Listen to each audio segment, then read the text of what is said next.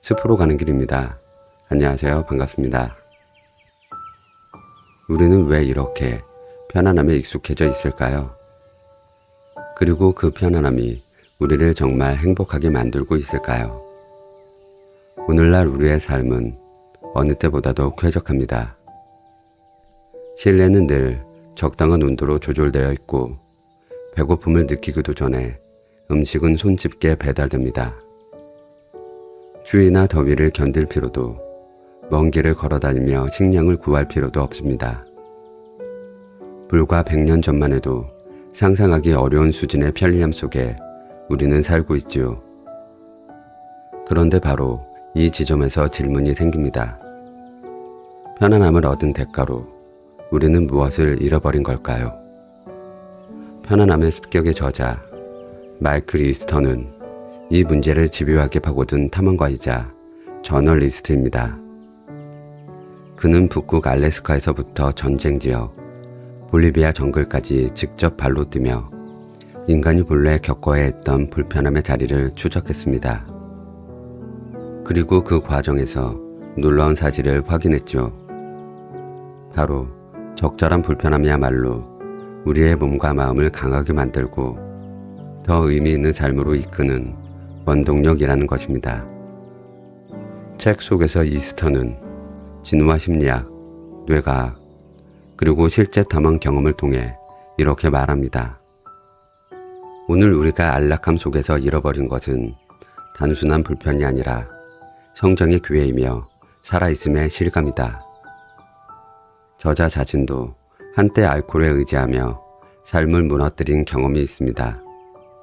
하지만 술이라는 편안한 이불을 걷어차고 불편함을 직면했을 때 그는 비로소 진짜 자유와 행복을 회복할 수 있었다고 고백합니다. 이 책은 결국 이렇게 묻습니다. 편안함을 끝없이 쫓는 지금의 우리의 삶은 과연 우리를 어디로 데려가고 있는가? 그리고 때때로 찾아오는 불편함은 오히려 우리를 더 단단하게 만드는 선물이 아닐까?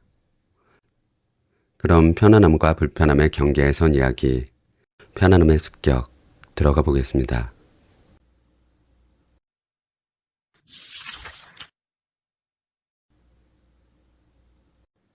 본능적이며 진화적인 게으름.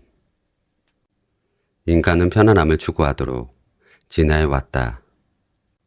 본능적으로 인간은 안전, 은신처, 온기, 잉여 음식물, 최소한의 노력을 추구한다. 거의 모든 역사를 관통해온 이 동력은 생존에 결정적이고 유익한 도움을 주었다. 불편함에는 육체적인 것뿐만 아니라 정서적인 것도 있다. 배고픔, 추위, 통증, 피로, 스트레스, 그 밖의 온갖 외로운 감각과 감정들은 불편함을 야기한다. 편안함을 향한 욕구는 인간으로 하여금 먹을 것을 찾게 만들고 집을 짓고 은신처를 만들게 한다. 또 포식자로부터 도망치게 하고 지나치게 위험한 결정을 피하게 한다. 나아가 생존을 유지하고 DNA를 퍼뜨리는 데 도움이 되는 모든 일을 하도록 만든다. 따라서 우리가 편안함에 안주하려는 것은 그다지 놀랄 만한 일이 아니다. 과거에는 편안함이라고 해봐야 보잘것없고 오래가지 못하는 것들이었다. 불편한 세상에서 자잘한 위안을 추구해온 끊임없는 노력은 인류를 살아남게 했다. 다만 문제는 환경이 바뀌었는데도 본능적인 회로는 그대로라는 점이다. 게다가 이 회로는 너무 깊은 곳에 뿌리 박혀 있다. 지금으로부터 약 250만 년 전, 당시 가장 똑똑했던 유인원으로부터 우리의 조상인 호모 하빌리스가 진화했다. 두 발로 걷고 석기를 사용하면서 자연에서 우위를 점해 나갔지만 생김새는 현재의 우리와 비슷하지 않았다. 뇌의 크기도 절반 정도였다. 시간은 또다시 흘러 지금으로부터 약 180만 년 전 호모 엘렉투스가 등장한다. 이 종은 생김새와 행동이 현생 인류와 좀 더 가까웠다. 키는 180cm쯤이었고 협동적인 수렵채집 사회를 이루어 살았다. 아마 불을 사용했으며 추상적인 사고를 했을 것이다. 이러한 추측이 가능한 이유는 이들이 자연에서 얻은 물건에 도안을 새김으로써 예술을 창조했기 때문이다. 물론 시스티나 성당 벽화에 비한다면 많이 유치한 수준이었지만 어쨌든 진보는 진보였다. 이어서 약 70만 년 전 호모 하이델 베르겐시스와 호모 네안데르탈렌시스가 등장한다. 이들의 뇌는 놀랍게도 우리보다 약간 컸고 도구를 사용하고 불을 피우는 등 앞선 종들의 모든 기술을 물려받았다. 집을 짓고 옷을 만들었으며 이 기술들 덕에 사냥도 능숙하게 할 수 있었다. 최상위 포식자가 되어 돌촉이 달린 창을 이용해 붉은 사슴이나 코뿔소, 심지어 매머드까지 쓰러뜨렸다. 매머드는 약 8톤가량의 세미트럭만큼이나 무게가 나가는 놈들이었다. 장엄한 사냥에는 팀워크가 필요했다. 남자든 여자든 매머드와 홀로 맞서는 것은 자살형이다. 하지만 팀이라면 해볼 수 있었다. 이때부터 우리 조상은 공통의 문제를 해결하기 위해 머리를 맞대는 것이 단지 생존을 넘어 더 나은 생활에 도움이 된다는 사실을 깨닫기 시작했다. 이제 현생 인류, 호모 사피엔스를 보자. 인류 학자에 따라 조금씩 다르긴 하지만 호모 사피엔스는 20만 년에서 30만 년 동안 지구 위를 걸어 다녔다. 그리고 그 사이에 고도로 진화하는 데 성공했다. 초기의 호모 사피엔스는 복잡한 도구, 언어, 도시, 화폐, 농업, 운송체계 등등을 개발했다. 이것은 기껏해야 5천년 정도밖에 안 되는 인류가 기록해온 모든 인간 역사 이전의 일이다. 자동차, 컴퓨터, TV, 냉난방기, 스마트폰, 초가공식품 등 오늘날 일상생활에 가장 큰 영향을 끼치는 현대의 편안함과 편의장치의 역사는 채 100년이 되지 않는다. 100년은 호모사피엔스가 지구 위를 걸어 다닌 시간의 고작 0.03% 정도에 해당한다. 그리고 지금의 우리까지 이르는 모든 호모들을 뭉뚱그려서 250만 년의 역사로 계산한다면 수치는 0.004%로 떨어진다. 즉, 지속적인 편안함이란 인간 역사에서 지극히 최근에 나타난 현상이다. 지난 250만 년 동안 우리 조상의 삶은 불편함과 긴밀하게 얽혀 있었고 자연에 지속적으로 노출되어 있었다. 너무 덥고, 너무 춥고, 너무 습하고, 너무 건조하고, 너무 바람이 세게 불고, 눈보라가 휘몰아쳤다. 이런 날씨에서 도망치는 유일한 방법은 박쥐와 들쥐가 우글거리는 냉랭하고 습기 찬 동굴로 숨어 들어가거나 땅에 구덩이를 파고 장가지나 짐승 가죽으로 천장을 덮은 원시적인 은신처로 피신하는 것뿐이었다. 그 밖에 생존에 충분한 은신처가 되는 조야한 구조물들은 몇 가지가 채 되지 않았다. 그에 비해 오늘날 지구인 대다수는 섭씨 22도 정도 되는 온화한 기후 속에 살고 있다. 날씨를 경험하는 시간은 대략 2분 정도에 불과하다. 가령 마트 입구에서 주차장에 세워둔 차까지 걸어가거나 전철역에서 빠져나와 사무실 빌딩 입구까지 걸어갈 때뿐이다. 미국인은 하루 중 93% 이상의 시간을 냉난방 시스템이 있는 실내에서 지낸다. 옛 조상들은 늘 배가 고팠다. 현재에도 옛 조선과 비슷한 모습으로 수렵 채집하며 살고 있는 탄자니아 하드자 부족은 인류학자만 나타났다 하면 배가 고프다며 푸념을 늘어놓는다. 소위 먹방 유튜브나 음식 방송을 보다가 문득 생각난 듯한 배고픔이 아니다. 이들이 경험하는 것은 깊고 지속적인 태생적 배고픔이다. 초기의 인류는 칼로리 높은 음식을 아무 때나 쉽게 구할 수 없었다. 그런 와중에 적당한 거처를 마련하기 위해 땅을 깊게 파거나 나무 위에 높고 안전한 자리를 마련하기 위해 먼 길을 걸어야 했다. 목숨을 걸어야 하는 크고 작은 동물들과 맞서기도 했다. 요즘도 하드자 부족민은 온몸을 소화되는 벌떼와 싸워가며 별미인 꿀을 채취한다. 네안데르탈렌시스의 유골 중 거의 80%가 짐승에 의해 상해를 입었거나 즉사했다는 증거를 보여주고 있다. 오늘날의 우리는 어떤가? 앱을 통해 배달 음식을 시키거나 대형 마트로 쳐들어가서 뭐든지 언제든지 살 수 있다. 앙증맞은 플라스틱 곰돌이 용기에 든 꿀에서부터 비닐랩으로 포장한 붉은 고기에 이르기까지 마음껏 사재끼면서도 자신의 행위가 몸에 어떤 비극적인 고통을 불러오지 않을까 하는 걱정을 꿈에도 하지 않는다. 조상은 먹을 것을 구하러 다니지 않을 때나 마스토돈들에게 두들겨 맞지 않는 동안에는 몇 시간이고 한가로운 시간을 보냈다. 그러다 보면 따분해졌을 것이고 심심풀이가 필요했을 것이다. 그래서 찾아낸 방법은 마음이 자유롭게 방랑하도록 내버려 두는 것이었다. 또는 창의력과 협동이 필요한 놀이를 만들어냈다. 아내와 교제한 지 얼마 되지 않았을 때 같이 캠핑을 갔는데 아름답고 묵뚝뚝한 그녀는 이렇게 말했다. 3시간 만에 이야기거리가 떨어진 뒤로는 한나절을 그냥 멍하니 보냈어요.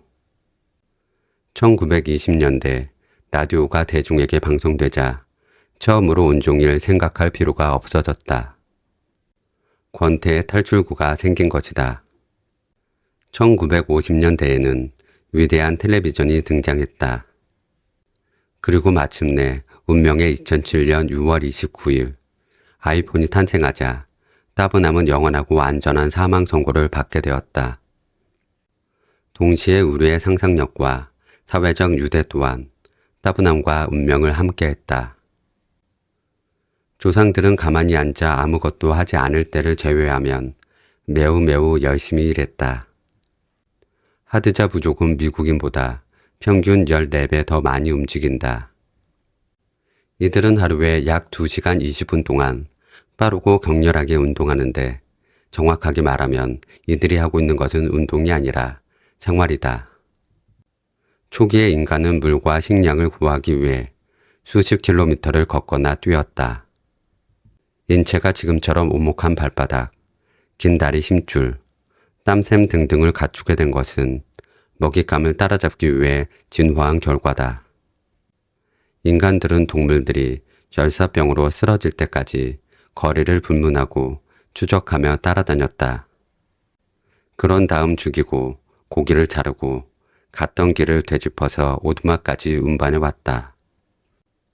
때로 사냥감이 너무 무거워서 끌고 오기 어려울 때는 아예 거처를 먹을 거리가 널브러져 있는 곳으로 옮겼다. 그렇게 본다면 옛날 사람들도 스트레스가 있었을 것이다.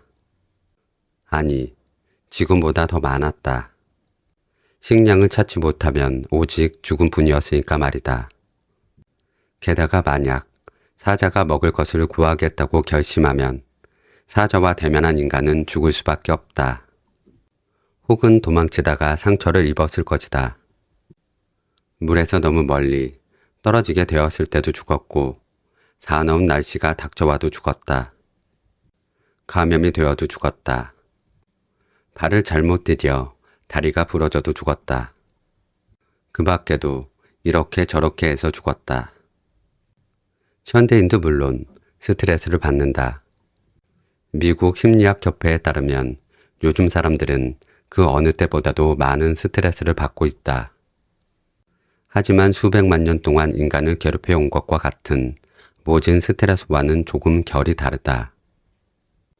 극심한 허기를 느끼거나 먹잇감을 쫓다가 탈진하거나 무거운 짐을 나르거나 이상한 세균이나 극심한 기온 변화에 노출되는 것 같은 육체적인 스트레스를 경험하지는 않는다. 다음 끼니는 어디서 구해와야 하나 걱정한다든지 이빨을 드러낸 포식자를 두려워한다든지 상처가 덧나서 일주일 만에 죽을지도 모르겠다며 두려워한다든지 하는 정신적인 스트레스에 시달리지도 않는다. 실제로 코로나19 팬데믹은 많은 사람들이 오랫동안 잊고 있었던 생존과 직결된 스트레스를 겪게 하면서 인간이 여전히 자연 앞에서 무력함을 깨닫게 했다. 대부분의 현대 미국인에게 흔히 스트레스란 이놈의 교통체증 때문에 요가 수업에 듣겠어 하는 유의 것이다. 아니면 옆집이 나보다 돈을 많이 버나 하는 스트레스이거나 이 스프레드시트는 시간이 한정없이 걸리네. 아니면 우리 애가 아이브리그 대학에 못 들어가면 우리 집은 끝장이야 등등의 모두 제1세계적인 스트레스다. 바로 이런 이유에서 학자들이 너도 나도 세계의 전반적인 발전상에 대해 글을 써대고 있는 것이다. 그들은 오늘날 현대인들이 더 긴 수명과 더 나은 삶을 누리고 있으며 더 많은 돈을 벌고 이전의 모든 시대와 비교했을 때 살해당하거나 굶주림에 처할 가능성이 낮아졌다고 말한다. 미국에서 가장 가난한 사람도 이전의 모든 시대에 비하면 더 부자랍니다. 보세요. 이 수치와 데이터와 그래프가 실제로 세계가 더 나아졌다고 말하지 않습니까? 확실히 세상은 더 좋아졌습니다. 그런데 여기에 함정이 있다. 우리 선조는 날마다 수많은 불편함을 겪고 있었기 때문에 그들은 오늘날 현대 문명이 직면한 가장 전반적인 문제들을 겪지 않아도 되었다. 즉, 수많은 이들의 삶을 더 건강하지 못하게, 더 불행하게, 더 왜소하게 만들고 있는 문제들 말이다. 현대의학 덕분에 사람들은 그 어느 때보다도 오래 살고 있지만 정작 데이터를 들여다보면 적지 않은 시간을 약물과 기계에 의존한 채 살아간다. 생존 기간은 길어졌으나 건강한 삶은 짧아졌다.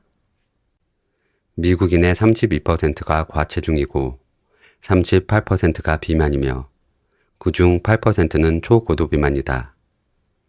다 합치면 무려 70%의 미국인들이 너무 무겁다. 전체 미국인의 3분의 1에 가까운 사람들이 당뇨이거나 당뇨 전 단계다. 4천만이 넘는 미국인이 본인의 무게 때문에 A 지점에서 B 지점으로 이동하는데 어려움을 느끼는 이동장애를 가지고 있다. 미국인의 4분의 1이 심장질환으로 사망한다. 이런 의학적인 문제는 20세기 전까지 거의 존재하지 않았던 것들이다. 우울증, 불안, 중독, 자살 등 절망이 낳은 질병에 시달리는 사람들도 갈수록 늘고 있다. 최근 20년 사이에 약물 과다 복용으로 인한 사망이 3배 이상 증가했고 평범한 미국인이 스스로 목숨을 끊을 확률은 역대 최대치이다. 연구에 따르면 인류 역사를 통틀어 자살 현상은 거의 없었다.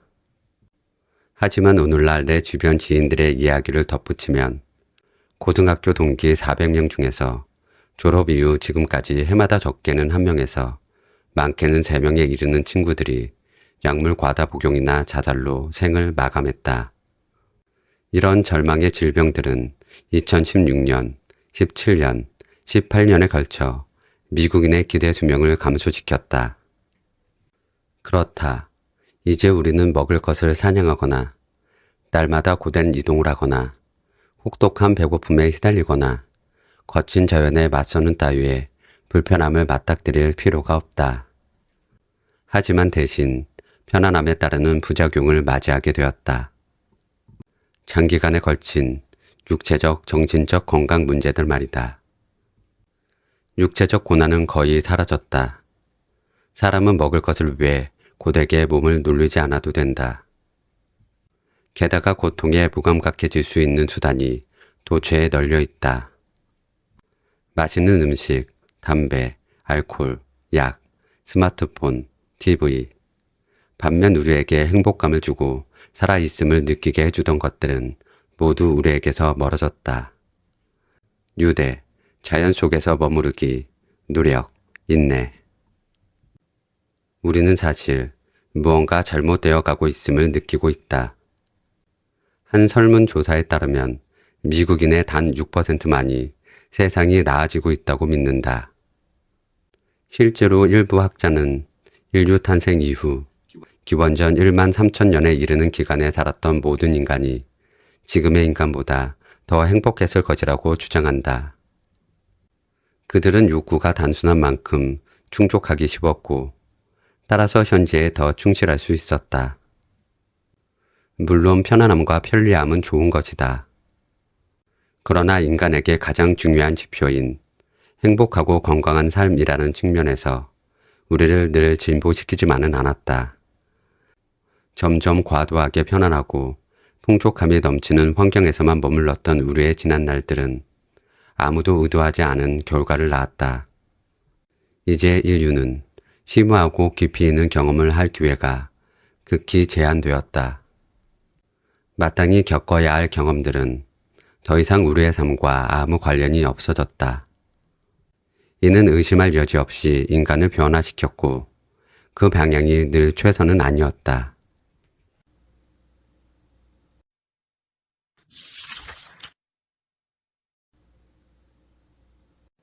편안함에 잠식된 인류. 데이비드 레버리는 30대 초반에 하버드 대학교 심리학과 교수다. 존도 유망한 아이비리그 심리학 박사의 전형인 그는 흠결없는 언사에 완벽한 수염의 소유자로 인간 행동 방식에 관한 거대한 질문을 탐구한다. 저명한 학자 다니엘 길버트 박사 밑에서 연구 중이던 레베카가 스승과 함께 학회 참석자 길을 나섰을 때였다. 공항 검색대 앞에 서 있던 두 사람은 문득 흥미로운 사실을 깨달았다. 교통안전국 요원들이 누가 봐도 위험하지 않은 사람들을 잠재적 위험인물처럼 다루고 있었던 것이다. 누구나 한 번쯤은 공항에서 이런 일을 겪었을 것이다. TSA 요원들이 내 캐리어 속에 들어있는 바나나를 구경 9mm 베레타 권총으로 오해하고 가방을 찢어 밝힐 듯이 열어보았던 적이나 혹은 휠체어에 의지한 90세 할머니가 핸드백에 반쯤 남은 헤어스프레이를 깜빡한 대가로 자신의 몸을 더듬는 손길을 감내하는 광경을 목격했거나 물론 이런 풍경은 나중에 후회하는 것보다 안전한 게 낫다는 경고를 실천한 결과다. 레버리가 말했다. 이런 의문이 들었습니다. 만일 모든 사람들이 기내 반입 금지 물품을 전혀 가져오지 않아 수화물 검색기에 경보음이 울리는 일이 아예 사라진다면 TSA 요원은 그저 긴장을 풀고 아무것도 하지 않을까요? 우리는 TSA 요원이 적발할 물품이 없어지면 무의식적이든 의도적이든 더 넓은 범위의 물품들을 들여다보기 시작할 거라고 예측했습니다. 왜냐하면 위협을 찾아내는 것이 그들의 일이기 때문입니다. 이런 문제의식에서 최근 레버리 박사는 어떤 문제가 드문드문해지거나 아예 존재하지 않는데도 인간의 뇌가 굳이 문제를 찾아내는 경향성에 관한 연구를 진행했다. 그중 한 연구는 피실험자에게 매우 험악한 표정에서 완전히 온화해 보이는 표정에 이르기까지 800개의 얼굴을 하나씩 보여주는 실험이었다. 실험에 참여한 사람은 위협적으로 보이는 얼굴을 골라내야 했다. 200번째 얼굴에 이르렀을 때 레버리는 피실험자 모르게 조금씩 덜 위험적인 얼굴을 보여주기 시작했다. 그는 비슷한 방법을 적용해 또 다른 연구를 진행했다. 이번에는 피실험자에게 연구 계획서 240개를 하나씩 검토하게 하면서 연구 계획이 윤리적인지 비윤리적인지 판단하게 했다. 과정이 절반쯤 진행되었을 때 레버리는 피실험자에게 점진적으로 덜 비윤리적인 계획서를 보여주기 시작했다. 두 가지 실험 시나리오는 흑백 논리에 따른 판단을 요구하고 있다. 얼굴의 주인공은 위협적이거나 그렇지 않아야 한다. 하나의 연구 계획서는 도덕적 기준을 침범하거나 그렇지 않아야 한다. 그런데 실제로 대부분의 사람들은 이런 상황에서 흑백을 칼같이 가려내지 못한다. 이 사실은 과거 우리가 내렸던 그간의 판단을 정말로 신뢰할 수 있는가 하는 질문을 던진다. 편안함에도 이 질문은 적용 가능하다. 우리는 얼마만큼 편안해졌는가? 그리고 그 편안함은 우리에게 어떤 영향을 미치고 있는가? 모든 데이터를 검토한 뒤 레버리는 인간이 흑과 백을 구분하지 못한다는 결론을 내렸다. 우리는 회색을 본다. 그리고 눈에 들어오는 회색의 음영은 이전에 보았던 모든 음영에 의해 좌우된다. 즉, 우리는 기대치를 조절한다. 위협적인 얼굴이 드물어지는 시점이 되자 피실험자는 중립적인 얼굴을 위험적으로 느끼기 시작했고, 비윤리적인 연구 계획서가 드물어지자 사람들은 윤리성이 무모한 연구 계획서를 비윤리적인 것으로 판단하기 시작했다. 레버리는 이것을 문제 발생률에 따른 개념 변화라고 부른다. 본질적으로 문제에 의한 잠식이 있다. 이는 더 적은 문제를 경험할수록 더 만족스러워지는 것이 아니라는 것을 증명한다. 단지 무엇을 문제라고 여기는지에 대한 기준점이 낮아질 뿐이다. 결국 우리는 이전과 동일한 수의 문제에 시달린다. 그 새로운 문제라고 하는 것들이 갈수록 허상에 가까워지고 있다는 사실을 깨닫지 못한 채 말이다. 즉, 더 큰 만족으로 갈 수 있는 길을 내 손으로 막는다. 이로써 레버리는 사람들이 전 인류를 압도한다 할 정도로 좋은 환경에 살고 있음에도 기어코 문제거리를 찾아내고야 마는 이유를 알아냈다. 우리는 끊임없이 기준의 골대를 옮겨놓고 있다. 이른바 제1세계가 겪고 있는 문제라는 것에는 이처럼 과학적으로 확실한 근거가 있다. 레버리는 말한다. 저는 이것이 인간 심리학의 저차원적 특징이라고 생각합니다. 인간의 뇌는 상대적인 비교를 하도록 진화했다. 자신이 보거나 경험한 모든 상황을 기억하는 것보다 상대 비교를 하는 것이 뇌의 에너지를 훨씬 적게 소모하기 때문이다. 뇌의 메커니즘 덕분에 초기의 인간들은 더 빠른 결정을 할 수 있었고 환경을 더 안전하게 헤쳐나갈 수 있었다. 하지만 이것이 오늘날의 세계에도 적용될까? 레버리는 말한다. 상대적 판단이 반복되면 동일한 대상에서 느껴지는 만족감이 갈수록 떨어지게 됩니다. 잠식 현상은 현대인들이 편안함을 느끼는 방식에서도 볼 수 있다고 레버리는 말한다. 이것을 편안함에 의한 잠식이라고 해두자. 사람들은 새로 등장한 편안함에 적응하면 이전의 편안함을 더는 수용하지 못한다. 즉, 오늘의 편안함은 내일의 불편함이 된다. 그러면서 편안함의 새로운 기준이 끊임없이 생겨난다. 계단이 경이로운 효율성을 자랑하던 시절이 있었다. 그러나 에스컬레이터가 출현한 마당에 계단을 오르내릴 까닭은 무엇일까? 힘들게 얻은 살코기 한 점과 못생긴 감자 메달이 1년 중 가장 훌륭한 식사였던 시절도 있었다. 그러나 설탕과 소금과 기름의 완벽한 합을 제공하는 식당이 골목마다 들어선 판에 이 밋밋한 조합을 굳이 먹을 까닭은 또 무엇일까? 시베리아 유목민의 천막 유르트 또는 나무로 만든 수수한 오두막은 과거엔 험악한 날씨를 피할 수 있는 최고급 주거 시설이었다. 그에 비해 오늘날 우리는 실내 온도를 마음대로 조절할 수 있는 공간에서 살고 있다. 새로운 편안함이 등장하면서 예전에는 받아들일 수 있는 수준이라고 여겼던 불편함의 골대가 한참 뒤로 밀려나게 되었다. 사람들의 컴포트 존은 점점 더 좁아지고 있다. 레버리는 말했다. 중요한 것은 이런 모든 일이 무의식 중에 일어나고 있다는 겁니다. 사람들은 끔찍할 정도로 두려워한다. 편안함이 자신을 갉아먹고 있다는 사실을 알게 되는 것을. 그리고 그것이 자신에게 어떤 영향을 미치고 있는지 알아채는 것을. 이런 상황에서 눈을 가리고 있던 뿌연 안개가 걷히고 편안함에 의한 잠식의 정체가 똑똑히 드러나게 된다면 과연 어떤 일이 벌어질까?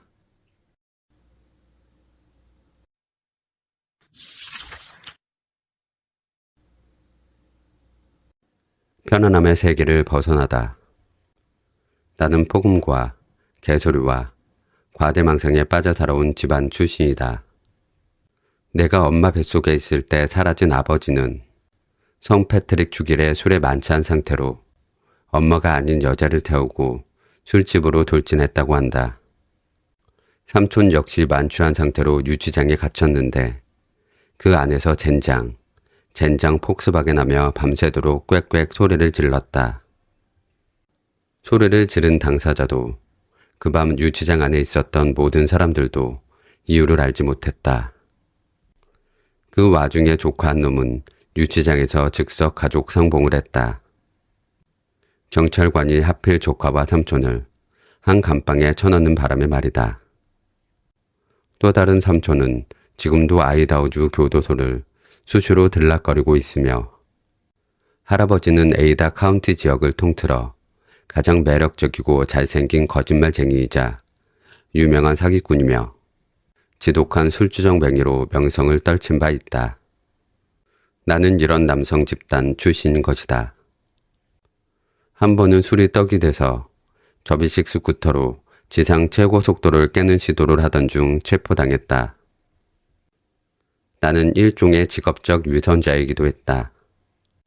꽤 이름 있는 잡지의 건강 저널리스트로 더 나은 삶을 사는 방법을 전파해왔다. 남부럽지 않은 경력을 가졌으며 일도 꽤나 잘했다.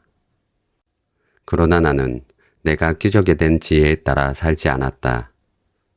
오히려 정반대로 술에 취했다가 또다시 술에 집착하는 상황을 반복하며 살아왔다. 삶의 거의 모든 것이 알코올과 얽혀 있었다. 마시지 않을 때는 주말까지 할 일 없이 시간을 보내다가 금요일 밤부터 다시 술을 들이마셨다. 이런 버릇은 생활 전체를 삽시간에 안개 속으로 몰아넣었고 주말마다 이어지는 폭음의 굴레 속에서 여러 해를 허비했다. 아침이면 깨질 듯한 머리를 감싸지고 이번에는 무슨 일이 있어도 술을 끊고 다시는 고주망태가 되지 않으리라 다짐했다. 어금니를 악무는 고난의 행군은 딱 월요일부터 금요일 낮까지만 이어졌다. 알코올은 나에게 편안한 이불이었다. 술은 스트레스를 날려주고 따분함을 삽시간에 몰아내 주었다. 슬픔과 걱정과 두려움을 잊게 했다. 알코올은 인간이 당연히 겪어야 할 불편함들, 즉 불안한 상황, 생각, 감정 등으로부터 나를 잠재우고 덮어주었다. 그러다 28살이 된 어느 날 아침, 나는 위스키가 뒤섞인 토사물을 뒤집어 쓴 채 고통과 함께 깨어났다. 그런 모양새로 맞는 이틀째 아침이었고 이전에도 숱하게 경험했던 장면이었다. 그런데 이날 아침에는 무언가 달랐다. 내가 알 수 있었던 것은 내 안에서 뭔가 다른 종류의 큰일이 일어나고 있다는 것뿐이었다. 머릿속이 또렷했다. 그 무렵 빠져있던 소립자 물량만큼이나 명징한 느낌이었다. 내 삶이 있는 그대로 보였다.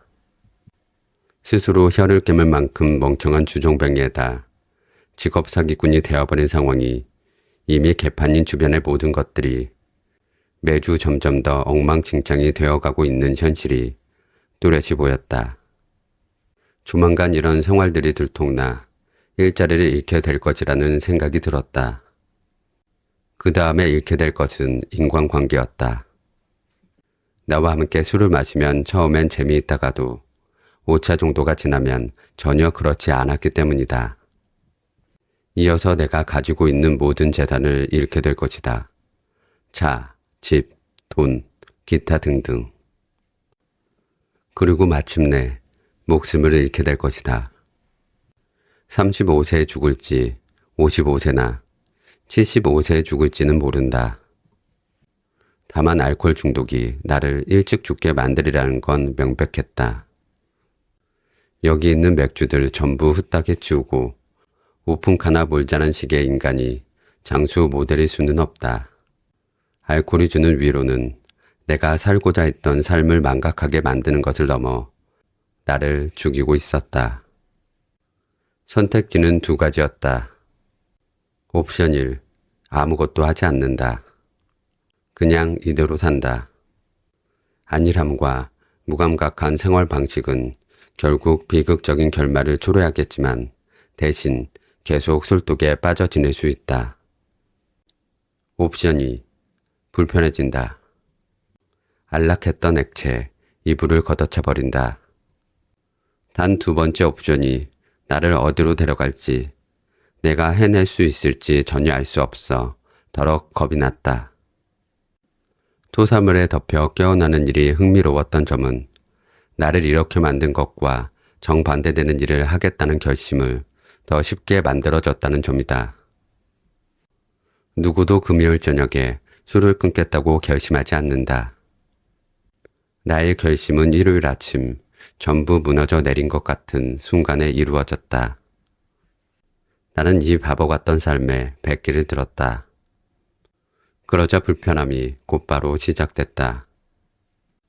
온몸이 말라버리는 것 같은 끔찍한 지옥이 며칠 동안 이어졌다.